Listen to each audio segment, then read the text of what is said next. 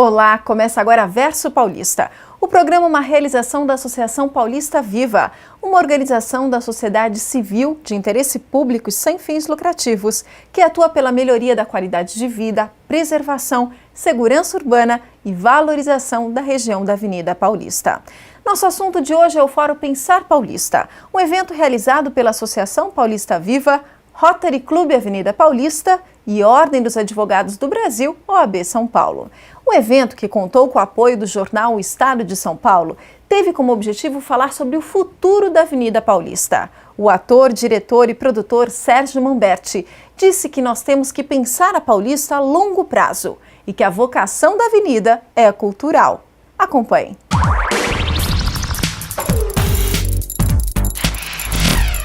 Eu achei extremamente oportuna essa vinda aqui para falar um pouco justamente sobre esse aspecto cultural da Paulista.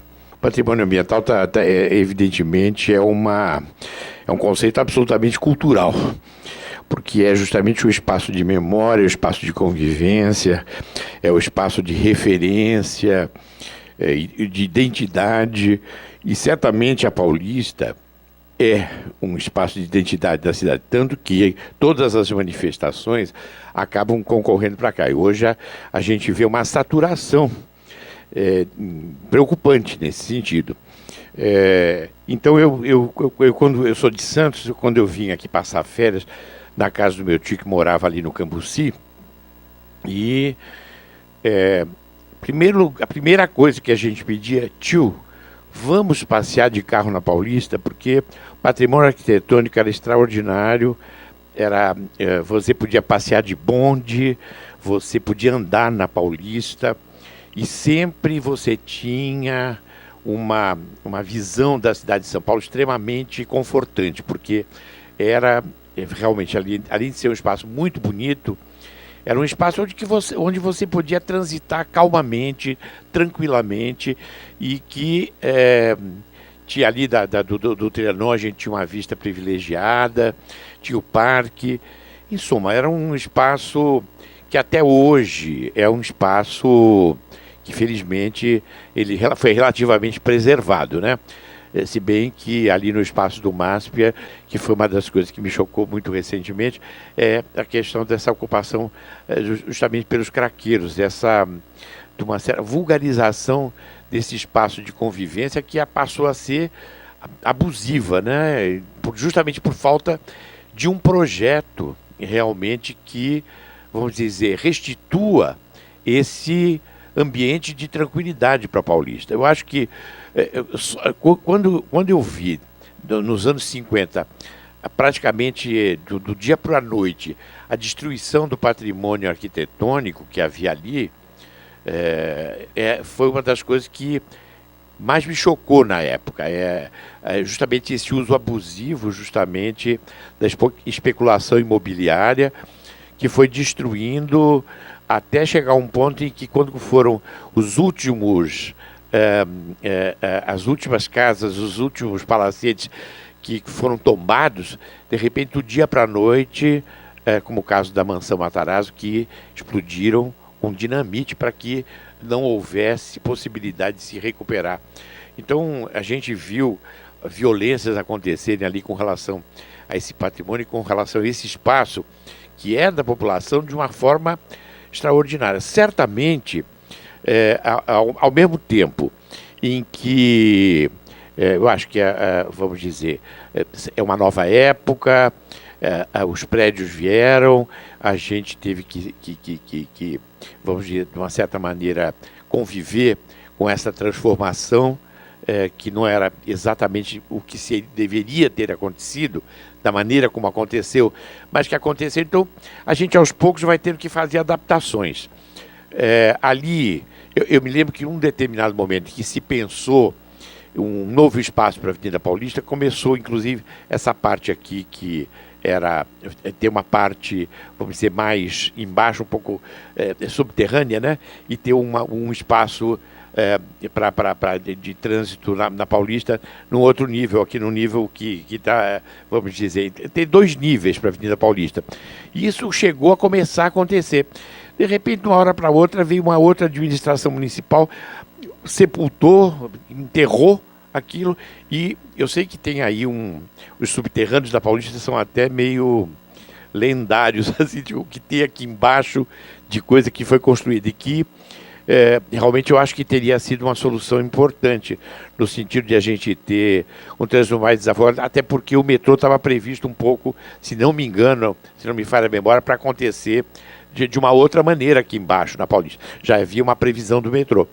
Então, a gente vê, vamos dizer, que essas administrações se sucedem, mas não incorporam um projeto de longo prazo. Então, a gente, diante de 2021, aí, eu acho que a gente não pode mais pensar a Paulista em termos paliativos. A gente tem que pensar a Paulista em termos de um projeto de longo prazo. Eu acho que a vocação dela é absolutamente cultural. Eu acho que a Paulista hoje tem, vamos dizer, em todo o seu trajeto, ela tem cinemas, tem teatros, tem museus, fazer com que a Paulista recupere esse espaço, vamos dizer, da cultura e da convivência, né? Eu acho que aí o poder público vai ter um papel muito importante, mas a sociedade civil também. Eu acho que associações como a Paulista Viva, e eu acho que, vamos dizer, tudo que envolve aqui a Paulista, inclusive em termos empresariais, aqui tem empresários importantes aqui na Paulista, que poderiam se juntar e eu acho que, de uma certa maneira, não só que esse seminário seja, vamos dizer, até impulsione aí uma reflexão maior e um estudo maior, porque eu acho que a gente chegou num ponto limite assim da Paulista. Até que ponto essas manifestações hoje na Paulista, elas estão, vamos dizer, atendendo. Eu entendo até que, como a Paulista é vitrine, é referência, as pessoas querem ter essa visibilidade. A parada do orgulho gay e tantas outras manifestações que acontecem aqui na Paulista. Mas a gente precisa ter outros espaços para que a Paulista possa respirar. As pessoas que moram aqui no entorno estão absolutamente. Eu moro aqui na Rua dos Ingleses. A minha casa, numa dessas manifestações, foi pichada, porque as pessoas desceram e picharam a Rua dos Ingleses, que é uma rua relativamente tranquila, entendeu? E eu acho que até, vamos dizer, até o Bexiga, eu vejo a luta do Zé Celso ali, no sentido de preservação desse patrimônio do Bexiga, porque o Bexiga faz essa ligação entre a Paulista e o Centro Velho, né? E o Bexiga, ainda com toda a deterioração, ainda tem um patrimônio cultural ali, a Vila Itororó e toda aquela região ali do Oficina, do TBC, e ainda tem um casario antigo ali e tem uma convivência extremamente interessante ali, embora já esteja muito deteriorada, mas que merecia também, na medida em que, se for pensar a Paulista, eu acho que faz uma ponte da Paulista com o centro tradicional da cidade. E então eu me sinto extremamente motivado. A gente participou, inclusive, de uma patrocinada de uma ação aqui de uma ONG japonesa, né? E nós estivemos juntos varrendo a Paulista, né? Que esse carinho, de repente você está tirando o lixo ali, varrendo, deixando a Paulista limpinha, né? Como todos nós eram jovens, pessoas mais idosas e tudo, artistas e que estavam ali participando. Eu acho que a gente precisa voltar a ter esse carinho e, principalmente, eu acho que sensibilizar o poder público no sentido justamente dessa preocupação. Então eu acho que mais do que nunca, eu acho que nós já estamos absolutamente com o tempo esgotado para que a gente possa realmente repensar a Paulista. E repensando a Paulista, a gente também repensa a cidade. Um pouco, eu acho que a cultura aí pode ter um papel fundamental. Eu acho que o espaço da cultura é que realmente cria as novas relações e que realmente transforma. Muito obrigado. Sérgio, eu vou fazer uma pergunta para você. Como divulgar mais as expressões culturais existentes na Avenida Paulista? dos grafites aos monumentos, às peças? Já teve momentos em que, através da prefeitura, por exemplo, da lei municipal de incentivo, eu promovi justamente concertos aqui no Trianon. Eu acho que esse espaço da Paulista ele poderia ser usado também aos domingos, não interrompendo o trânsito totalmente, mas de repente se usar uma parte da avenida para, vamos dizer, um espaço de convivência, para trazer as pessoas para um convívio cultural. Eu acho que todas as manifestações contemporâneas, desde como foi mencionado, do grafite, dessas danças urbanas, mas também da música erudita, da música popular, eu acho que se poderia reconquistar esse espaço, vamos dizer, através de um projeto cultural mesmo, que eu acho que aí tem o Estado e a Prefeitura tem que estar presente junto com a sociedade civil. Eu acho que aí faz parte, eu acho que desse projeto, de um projeto maior para Paulista. Certamente, eu acho que e certamente, vamos dizer, fazer com que a Paulista tenha que, de uma certa maneira, ter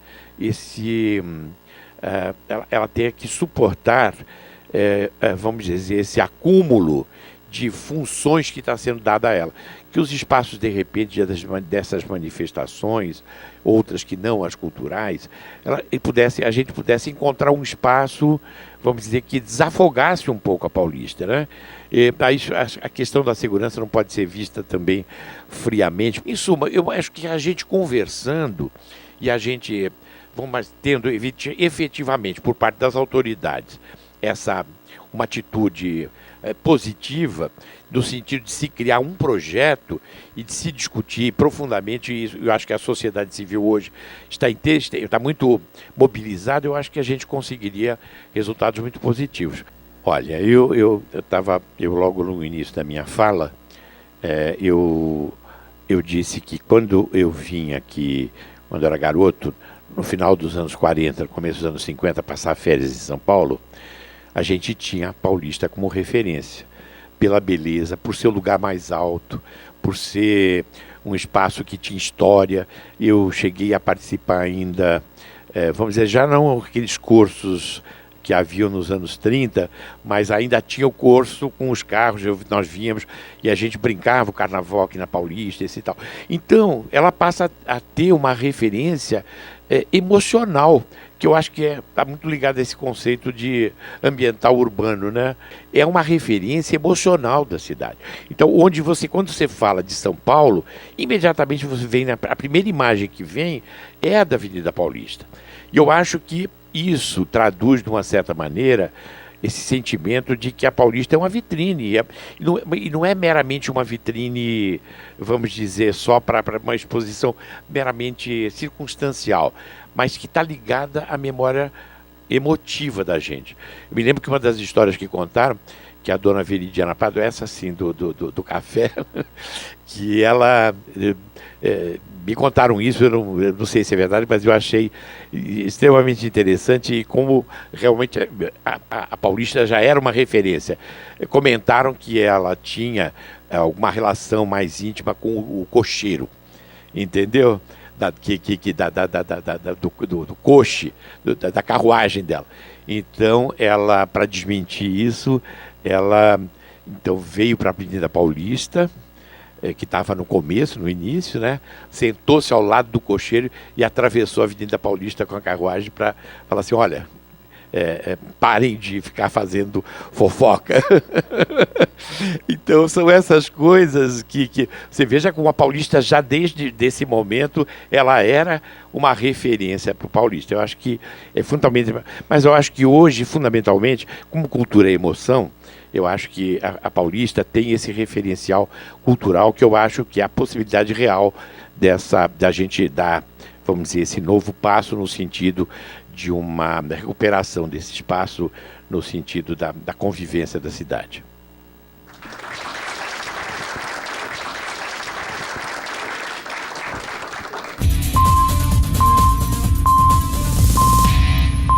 O Fórum Pensar Paulista teve o apoio do São Paulo Convention e Visitors Bureau, do Instituto de Arquitetos do Brasil, Departamento de São Paulo, da Inova e da Associação Brasileira da Indústria de Hotéis do Estado de São Paulo.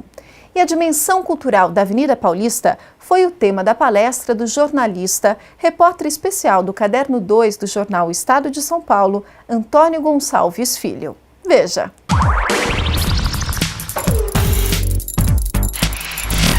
A Paulista, de fato, é um corredor cultural, mas esse corredor pode ser um tanto problemático se você considerar que a Paulista, o modelo da Paulista, quando ela foi inaugurada em 1891, era um modelo francês. E era um modelo francês do Barão Haussmann, que causou uma certa polêmica em 1850, em Paris, quando ele alargou as avenidas, construiu bulevares e deixou a decadência as galerias francesas. As galerias eram as antecessoras dos departamentos das lojas de departamentos e dos atuais shoppings, né? E elas eram, de fato, passarelas onde as pessoas iam comprar coisas, iam comprar antiguidades e até iam fazer ponto com as prostitutas que participavam daquelas noitadas nas galerias parisienses. Isso também foi o motivo de que da Prefeitura de Paris encomendar ao Barão Haussmann uma reurbanização de Paris para, primeiro, por questões de segurança. As avenidas e boulevards impediam as barricadas de Paris. Então, não era só uma reurbanização por motivos estéticos ou urbanísticos, mas uma reurbanização política em Paris. Isso, como o modelo da Paulista era um modelo francês, ela foi, desde o começo, pensada como uma avenida para a demonstração do status financeiro dos Barões de Café primeiro, né, quando a avenida foi construída. Então, esse status tinha de ser reafirmado o tempo todo. Não havia nenhum tipo de diálogo intercultural entre os barões de café e a plebe que passava na rua, na Avenida Paulista, para ver os casarões. Vale lembrar que o centro da cidade era o centro cultural até a inauguração da Paulista. Depois da inauguração, os bancos vieram para cá, em 1960 e 70, e transformaram a Paulista no que ela é hoje. Então, ela é dois centros, na verdade. É um centro financeiro e um centro cultural, que, durante uma certa época, nos últimos 20 anos, correu o risco de virar uma vida decadente em função da transferência dos bancos e do poder econômico para Faria Lima e outras áreas. Enfim, o que a gente tem na sociedade brasileira é uma sociedade totalmente verticalizada, onde a cultura acompanha o poder econômico, para onde ela vai. Você tem hoje no Shopping Iguatemi, a São Paulo, o SP Art e o SP Art Foto, que são os principais eventos de arte comercial no país, e eles não estão localizando na Paulista. Aí você pergunta, por que a Paulista não abriga um SP Art ou um SP Art Foto? O que tem de errado na Paulista? Não existe nada de errado aqui na Paulista, muito pelo contrário. O que existe aqui na Paulista é exatamente essa sombra que permanece na Paulista do tempo dos Barões de Café. O que está acontecendo hoje em São Paulo, nesse exato momento, é que essa luta social, ela está se expandindo e as pessoas que estão tomando a Avenida Paulista, elas não estão tomando apenas para fazer manifestações. Vale lembrar que 100 anos depois da inauguração da Paulista, ela foi eleita o símbolo da cidade. Como símbolo da cidade, é também um centro de concentração de manifestações de minorias, de manifestações políticas, enfim, é um centro que irradia todas essas manifestações. Agora, é um centro também que aglutina os problemas todos da cidade. O MASP, eu fiz recentemente uma matéria sobre o estado do MASP, é um exemplo calamitoso, né? O principal acervo da América Latina de arte, onde você tem barrocos, renascentistas, pintores modernos e pós-modernos, enfim, é o acervo maior da América Latina, Está sobre um vão livre que virou o Pátio dos Milagres. Quer dizer, cultura, o que é cultura? Cultura é a soma de todas as culturas, da cultura da periferia, da cultura do centro, da cultura da elite, enfim. Se essa cultura não funciona dessa maneira, ela está inevitavelmente condenada. Ela não pode ser apenas a manifestação da cultura da periferia, ou a cultura da elite, ou a cultura da classe média. Mas foi o marco zero da Mostra de Cinema de São Paulo. Foi lá que eu vi os primeiros filmes do Herzog, foi lá que eu vi os primeiros filmes do Fassbinder, enfim. Lá era um polo cultural que aglutinava várias categorias sociais. E eu acho que essas coisas não estão acontecendo agora. E também se dá essa coisa da verticalização. Os prédios afastam um pouco as pessoas. O Centro Cultural São Paulo tem uma arquitetura horizontal. Isso facilita um pouco o trânsito das pessoas no próprio centro, as discussões entre as pessoas que vão ver as peças, as exposições e tudo. Num prédio verticalizado, isso é mais difícil. É preciso você ter muito boa vontade para entrar num prédio e ver uma exposição. Ou, às vezes, ela até tem vontade, mas ela fica um pouco receosa de entrar. Principalmente uma pessoa que vem da periferia e tudo, ela vê um prédio imponente e tudo, ela fica realmente receosa. Essa é uma experiência que eu tive com as galerias de arte, por exemplo. Durante uma época, quando eu trabalhava na Folha, a gente fez uma campanha falando que as galerias eram grátis. Você pode entrar lá para ver os quadros, ninguém vai te impedir. Mas você não vê nenhuma pessoa da periferia entrando numa galeria em São Paulo. E o próprio prédio, a própria estrutura da galeria, ela intimida a participação das pessoas. Elas não se sentem à vontade para entrar. Então, o desafio que eu proponho aqui é que as pessoas que organizam os eventos culturais da Paulista tenham em mente esse divórcio que existe entre as classes sociais em São Paulo. Existe uma falta de diálogo ali. O que eu quero ver? O que eu posso oferecer para essas pessoas, né? Eu acho que, basicamente, a programação deveria ser repensada para tentar atrair as pessoas que não fazem parte desse universo cultural, né? E, mais uma vez, lembrando o exemplo do Barão Haussmann, né? Paris ficou mais elitista depois das avenidas, do boulevard, com certeza. Quer dizer, você concentra os eventos culturais em alguns lugares em Paris. Eles não se espalham pela cidade toda. Também as pessoas que moram na periferia de Paris têm problemas para usufruir de um bom filme, de uma boa peça de teatro, e desenvolvem a própria cultura, né? É o que se pode oferecer, é o que eles podem ter. Agora, o que não se pode ter numa sociedade democrática é a imposição de uma cultura. Esse espaço público tem que ser pensado dessa forma democrática, onde nenhum grupo social se imponha. Quer dizer, eu acho que isso é um fato para ser debatido, é uma questão muito, muito séria, porque o MASP, por exemplo, é o principal museu da América Latina e não está atraindo turistas como deveria. Há muito tempo que você não tem uma exposição internacional do nível do Caravaggio que eles tiveram, e principalmente a prefeitura precisa rever, e o IPHAN também precisa rever essa questão de cercar ou não o MASP. É impossível que um turista chegue numa cidade para ver um acervo onde você tem Renoir, onde você tem Van Gogh, onde você tem Tiziano, e você não possa entrar porque você é abordado por pessoas que estão fumando maconha ou consumindo crack. Quer dizer, é um pacto dos milagres isso. Isso não pode acontecer numa cidade como São Paulo. Ninguém vê isso no Louvre. No Louvre, quando teve a onda de batedores de carteira, de turistas, lá a polícia imediatamente interviu. Você não vê mais batedores de carteira na pirâmide do Louvre, como antigamente. Quer dizer, eu estou defendendo discriminação social? Não, eu estou defendendo que lugares onde existe cultura não pode ter violência. Isso é uma violência. Quando você é abordado por uma pessoa que está em estado alterado, isso é uma violência. Isso tem que ser combatido de alguma forma. Quer dizer, eu não sou assistente social, não sei como resolver esse problema. Só estou falando que o MASP é o coração da Paulista e ele está com problemas cardíacos. O MASP é um museu que é reconhecido internacionalmente, mas ele tem problemas de relacionamento com outros museus internacionais em função dessa falta de segurança que existe no museu.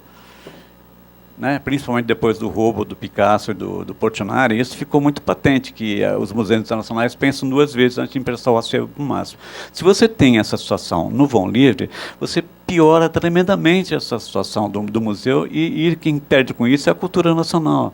Segundo, a arquitetura realmente ela tem esse peso mesmo, porque o que se copiou até hoje foi ou o modelo francês, no caso dos boulevards, das avenidas, né, ou no caso do Conjunto Nacional, que se copiou um modelo americano. Quer dizer, o modelo que o empresário argentino tinha quando construiu o Conjunto Nacional era um modelo americano. Ele queria transformar a Avenida Paulista numa quinta avenida nova-iorquina. Quer dizer, os modelos são sempre equivocados. Você não tem um modelo brasileiro, você tem um modelo francês e você tem um modelo americano. E que deu um modelo brasileiro? Como as pessoas se relacionam? Quer dizer, a única vez que esse país pensou arquitetura foi durante a época colonial, onde você tinha aquelas janelas grandes, onde você tinha portas enormes para respirar. Quer dizer, você vive num país tropical. O que você faz na Avenida Paulista? Você coloca tudo vidro fumê. Você não respira na Avenida Paulista. Quer dizer, é preciso repensar a arquitetura, é preciso repensar a utilização desses equipamentos culturais e como você atrair essas pessoas para dentro desse edifício, que são casulos. Então, essa verticalização não é só uma verticalização arquitetônica, é uma verticalização para afastar as pessoas, de fato. Você tem que atrair essas pessoas. Eu acho que, de alguma forma, eu como morador da Paulista e devedor da Paulista também, porque eu frequentava os cinemas e frequento até hoje os cinemas de arte da Paulista, é o único lugar onde você tem 12 cinemas dedicados a filmes europeus. O resto você vai no shopping, só tem filmes americanos, enfim, você não tem essa diversidade cultural que você tem na Paulista. Você tem 5 cinemas do Itaú na Augusta, a 2 quadras da Paulista, tem mais o Cine Sesc, tem mais dois cines da Livraria Cultura. Você tem essa oportunidade de exercer teu direito cultural. A ocupação da Paulista tem que ser repensada. Eu acho que é só isso. Obrigado.